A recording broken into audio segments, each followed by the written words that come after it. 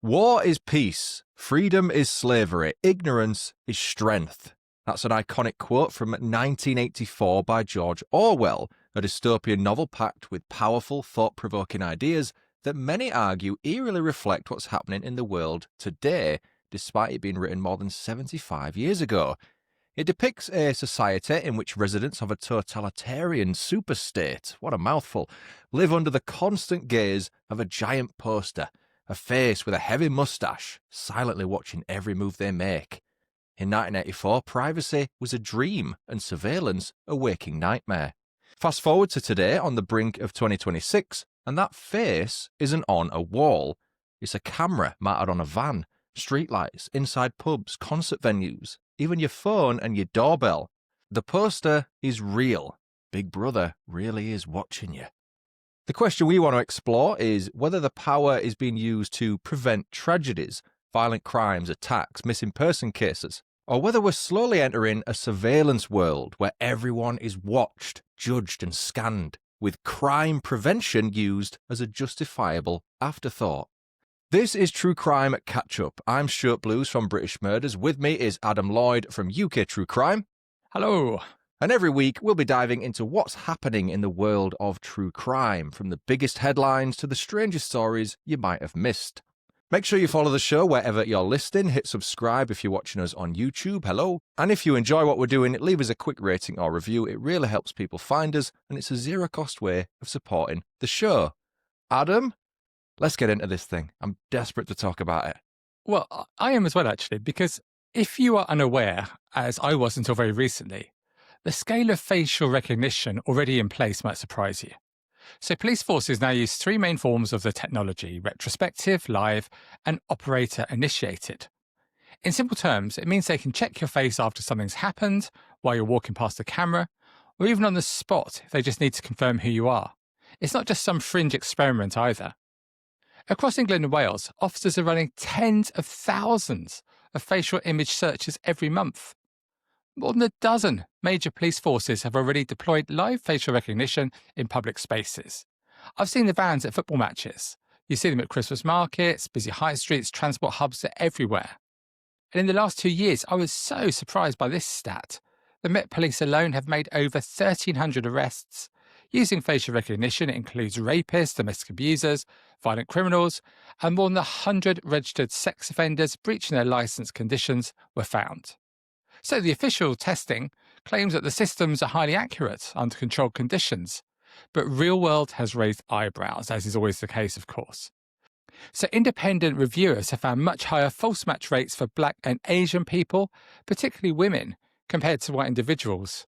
So get this, for example, Stuart, let me give you one contrast. 9.9% false positive rate for Black women. Now compare that to 0.04% for white individuals, and it's a 4% false positive rate for Asian individuals too.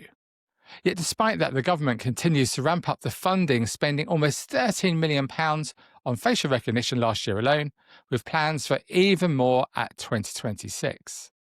So we're at a crossroads, I think. On paper, the tech says this is becoming a standard part of modern policing, but on the ground, people like us, our listeners, are genuinely concerned, not just about the accuracy, but what does it mean to be constantly scanned as you go about your day? And I suppose that leads us really to the key talking point for me. Is this technology actually helping to prevent crime? Or are we simply using it to catch people after the crime has already taken place? This is such a interesting debate, this, isn't it? Because we were speaking to, it was Kat, wasn't it, on our Facebook group that recommended this topic. So thank you, Kat, for that. And Kat mentioned some things. I don't know if she works in this sector or something. Maybe it's a bit hush-hush. But I was coming at this from the angle of prevention doesn't seem to be what's going on here. It's always proactive versus reactive. We are going to go through some arguments for this technology, some arguments against later on.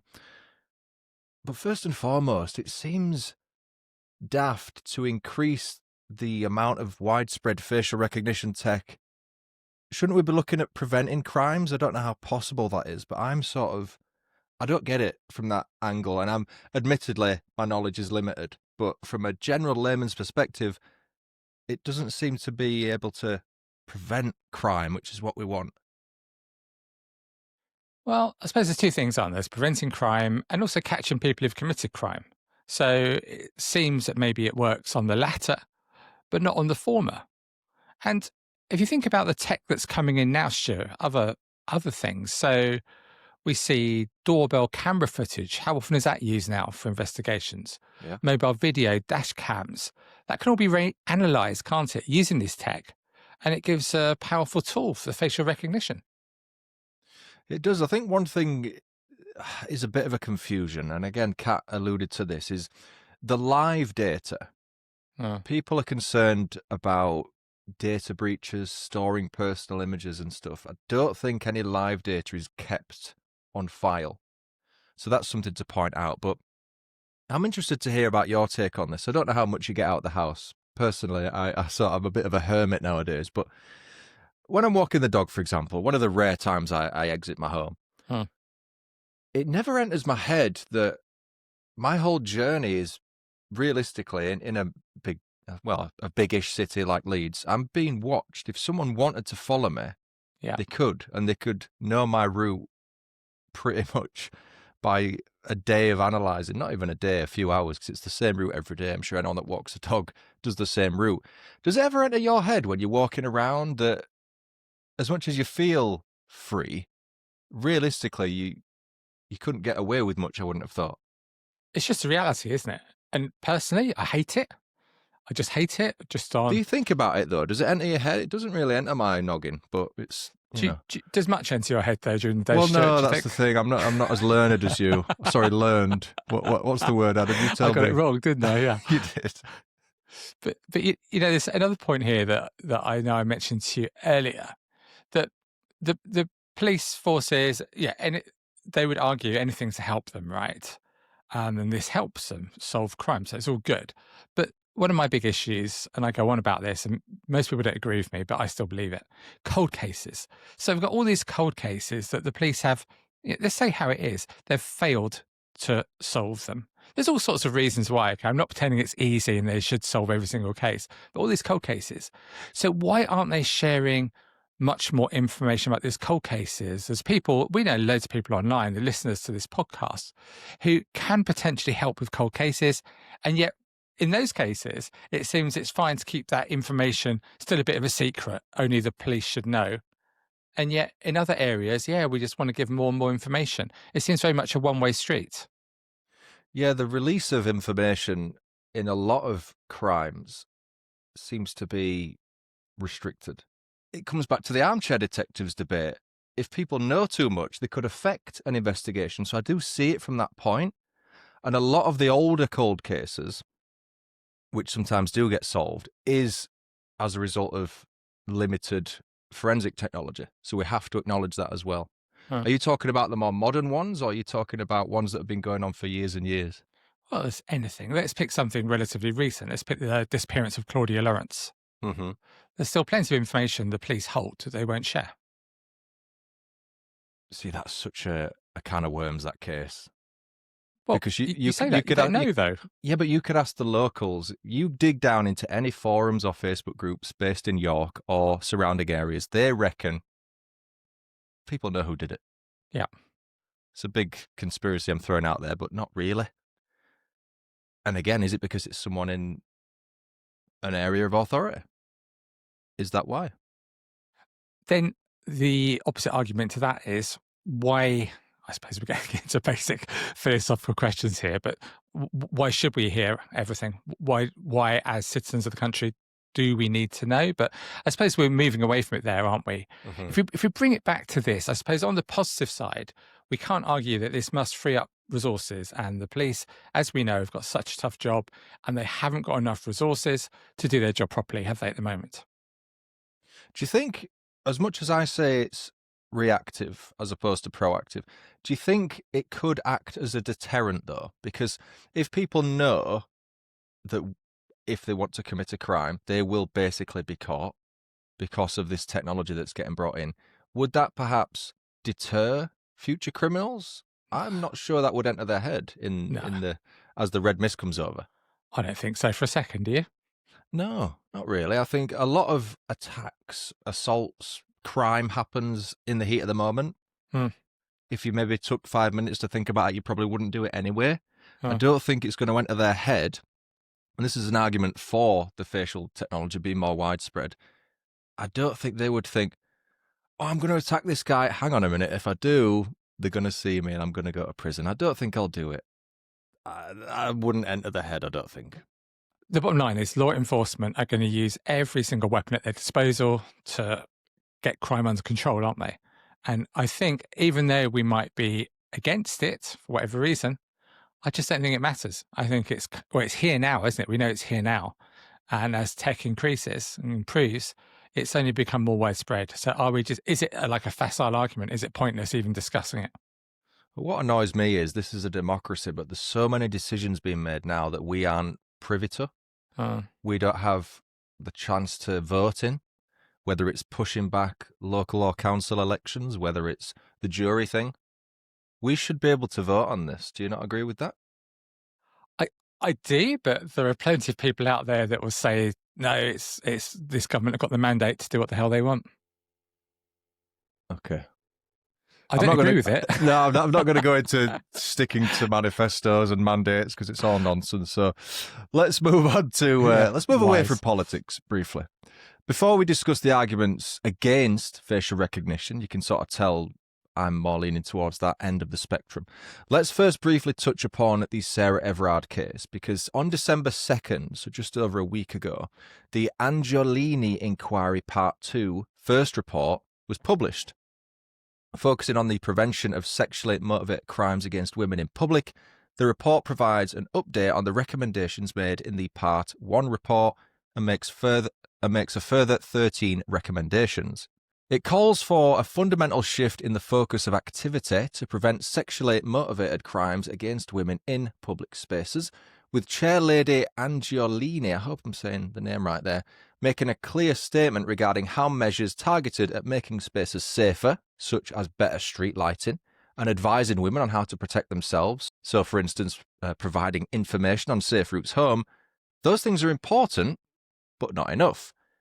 We'll link the report in this description if anyone wants to give it a read. I think that's a good thing to do.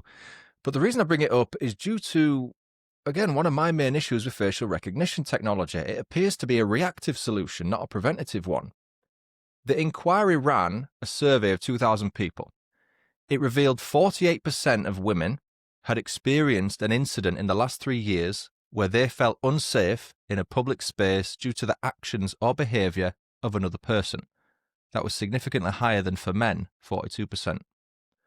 So, Adam, would better or more widespread facial recognition have prevented any of those attacks or what happened to Sarah Everard? I don't think so, do you? No. No. Sarah Everard, policeman. No. I've just covered a case this week on my podcast. I don't know if you recall it, Alicia Aborn. She lived in Plymouth. She was the one, she got a bus to Plymouth for college, and the bus driver saw her on her own on the bus, veered off his route, and he attacked and murdered her with a sexual motive. This wouldn't have protected her. The only time it would protect somebody is if it's somebody who's offended before, isn't it? Which, again, if it saves one life, if it saves one person's being attacked, you could argue it's a positive thing, I guess. I agree with that. I think it's important to have the technology because if people ever fail to turn up at court for a hearing, if people are mistakenly let out of prison, that would never happen, which keeps happening, then in theory, it shouldn't happen in the first place, but in theory, they could catch them quickly and bring them back to prison. I get that. From that perspective, I'm all for it. But is that not working at the level it's at now with the 3 different types of technology? They're talking about it's mainly in big cities now. They're talking about spreading this to rural areas, little villages. I mean, I just don't get it. The reasons they give for it doesn't help quantify. It just doesn't make sense to me. Maybe it's my little Yorkshire brain, but it just doesn't make sense as to why they need to do it for the reasons they give. Does that make sense to you, what I'm saying? I'm probably wording it like a lacking wordsmith. But the reasons given are very often not the reasons, are they? I can see it now.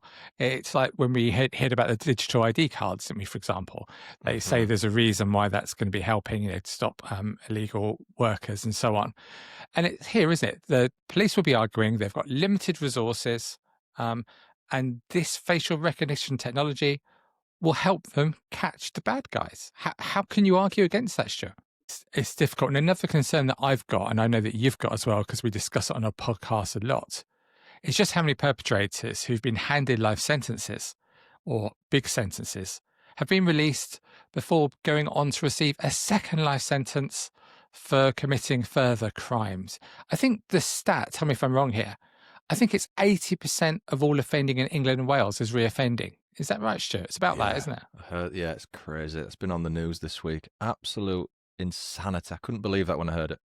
No, 80%, 4 in 5 are I know. reoffenders.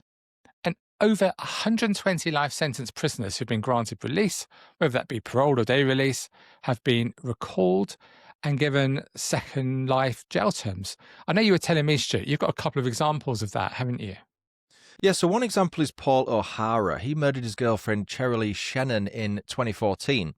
That was just a year after he was released from a life, quote-unquote, life sentence for killing his previous partner, Janine Waterworth.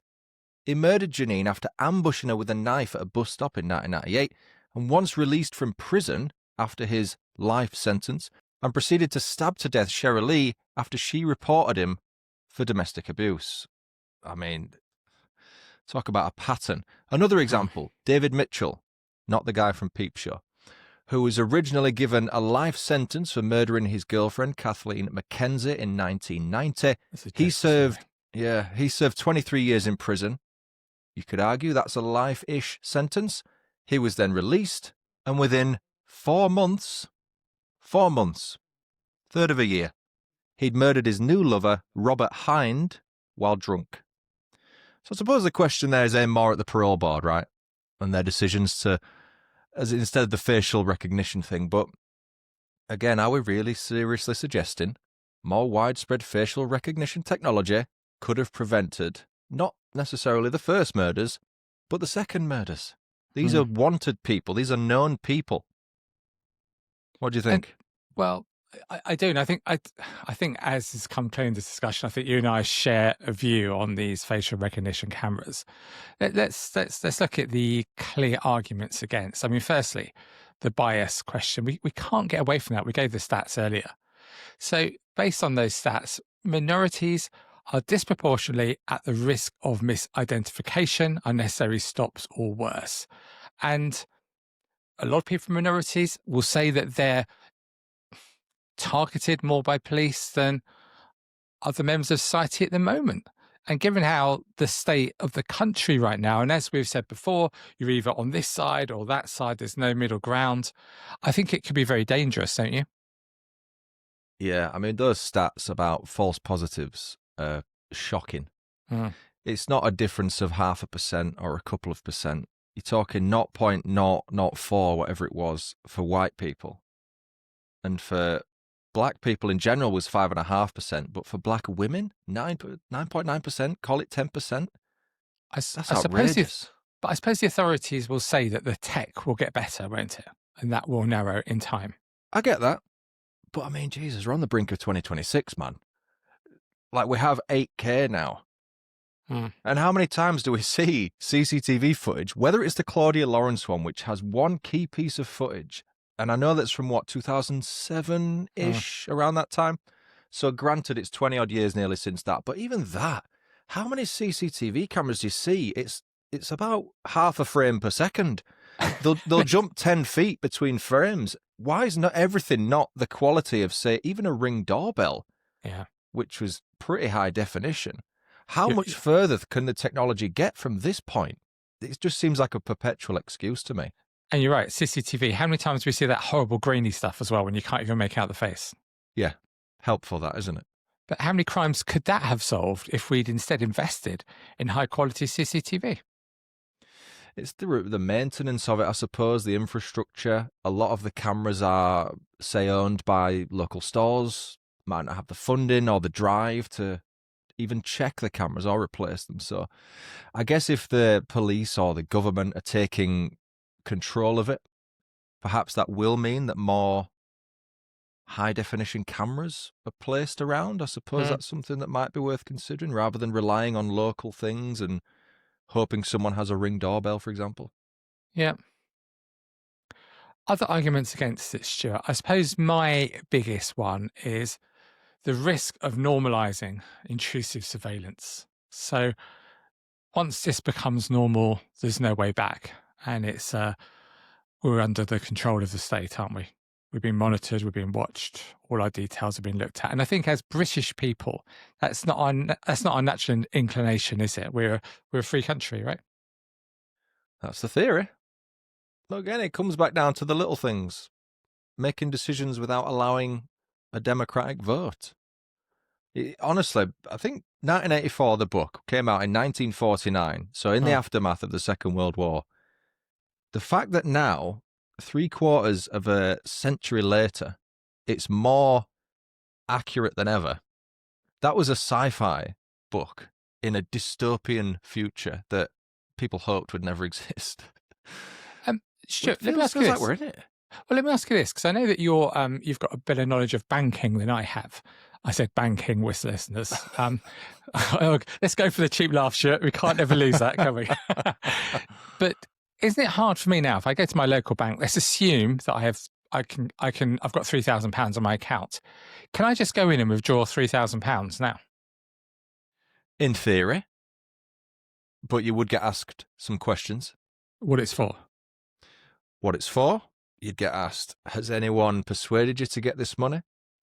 Has anyone engineered you to get it? I don't know the exact wording, but there's something called the banking protocol. But what if I say it's got nothing to do with you? I want to go and spend it on beer, hard drugs, and just enjoy myself and lose 4 days. Not again, Adam. Come on. We've been there It's before. a Tuesday. Come on. Oh, man. Again, there's something called the banking protocol, which means if they think someone is vulnerable, whether that's they're potentially being trafficked, whether they are a victim of modern slavery, it looks like they could be old and vulnerable, like yourself. And the police, sometimes the police get called as part of this protocol, and they will turn up at their branch and speak to the customer. Now, ultimately, if the customer's adamant, you can't, from a legal standpoint, not allow them to withdraw the money. All you can do is give them advice. It's like when you send a payment on your banking app to someone that's a new payee, it will say, are you sure this person's not scamming you? How have they asked for your money? On my app, it says if I'm on the phone to someone, say the missus, and I'm going to send her some money, it'll say on my app, we are not on the phone to you right now. If they're asking for money, this is not us, kind of thing. So there's all the prevention measures put in there.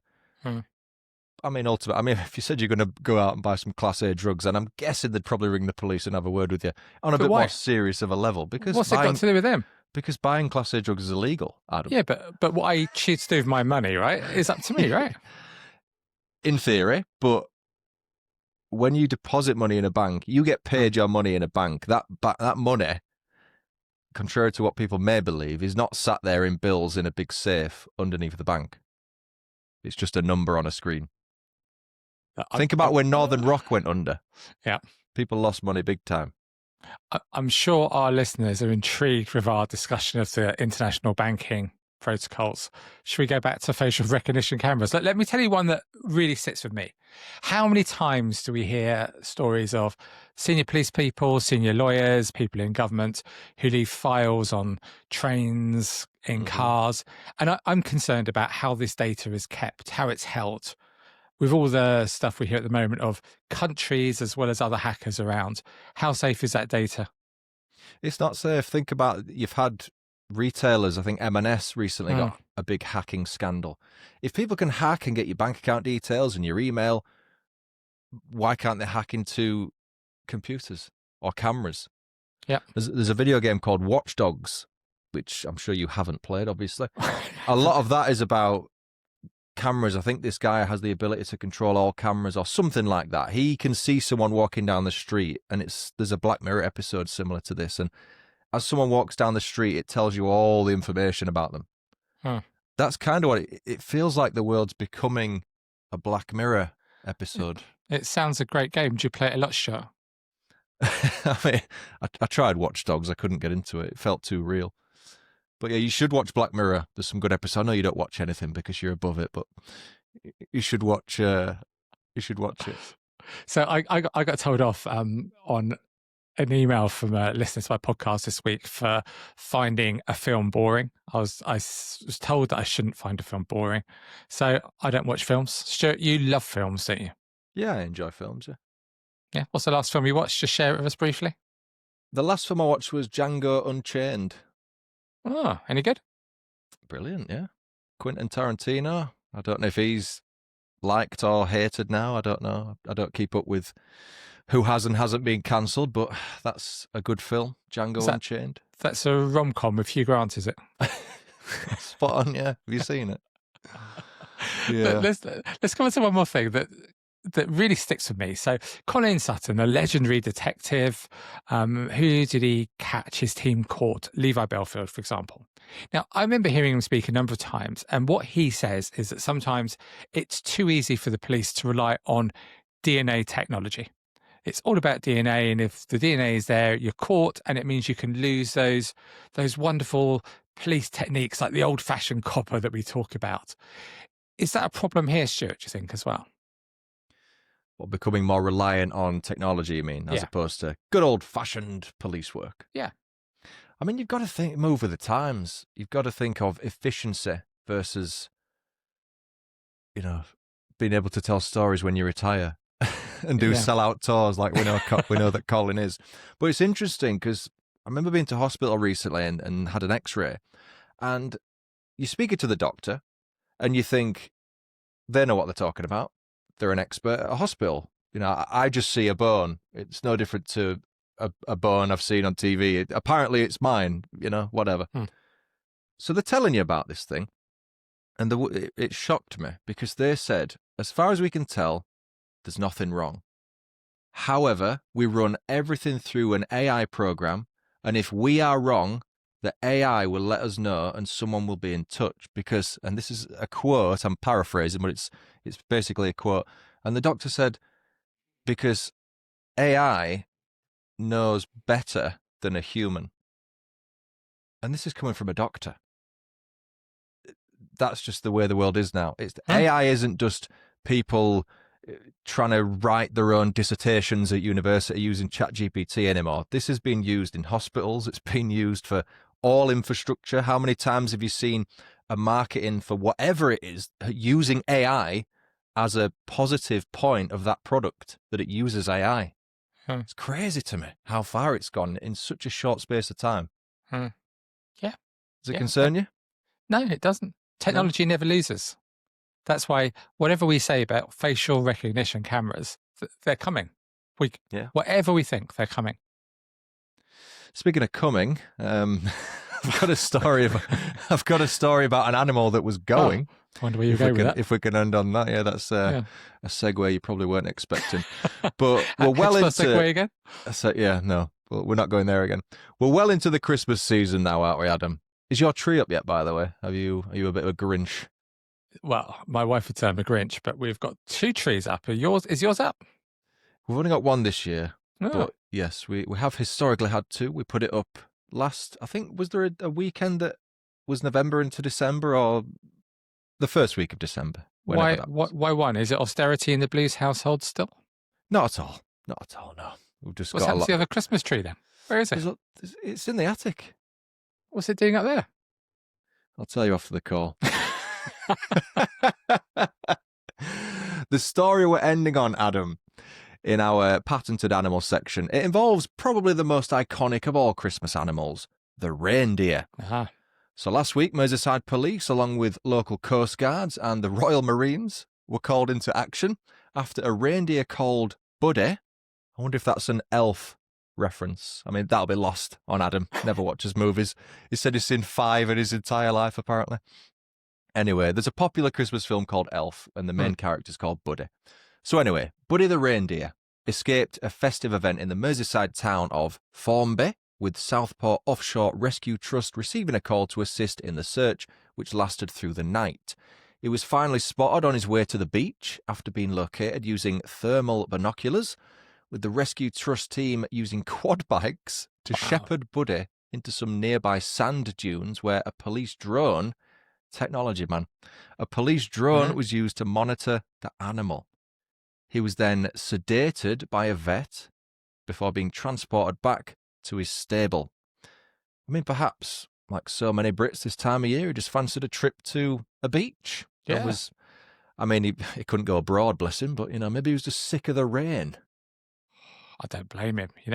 We've got here, as we're recording here in Scotland, I'm looking outside, Storm Bram is battering us. So beach looks pretty attractive, although lovely as Merseyside is, I think this time of year, I was thinking more Caribbean than Southport. Sure, I don't know what you think about that. Of course. I mean, most of us would think of, Spain, somewhere, Lloret de Mar maybe, but no, Caribbean. Caribbean. I'm surprised I didn't say the Seychelles or Mauritius. Very nice. Something very like nice. that for you, Adam. Ex-colleague of mine went to work there. Lovely. Really? Seychelles, yeah. Do you know what the other name that reindeer go by? Rudolph? Very good. It's actually caribou.